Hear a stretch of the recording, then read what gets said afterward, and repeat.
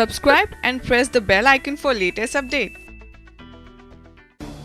एक समय था जब नवंबर आते ही भारत साइबेरियाई और प्रवासी पक्षियों से चहक उठता था और भारी तादाद में पक्षियों के झुंड पक्षी चिहारों हरे भरे वनों से लेकर गांवों के बागों तक पहुंच जाते थे। लेकिन पक्षियों की चहचहाट धीरे धीरे खत्म हो रही है। दिल्ली के यमुना बायोडायवर्सिटी पार्क सहित भरतपुर के घना पक्षी विहार, सुल्तानपुर ओखला बर्ड सेंचुरी के आंकड़ों के अनुसार प्रवासी पक्षियों की संख्या घट रही है।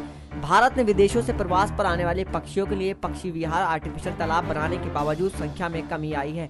यहाँ तक कि विदेशों से आने वाले कुछ प्रमुख प्रजातियां जैसे रेड कैस्केड पोचार्ड, ये लैग गीज, फेरिजल्स pochard, northern pintail, cotton pygmy geese, Eurasian wigeon और बार एजेंट साल दिसंबर आने तक भारत में आई नहीं है।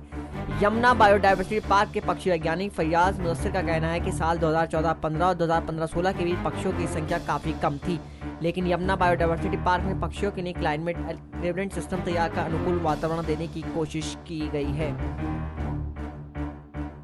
SPN9 न्यूज़ की रिपोर्ट।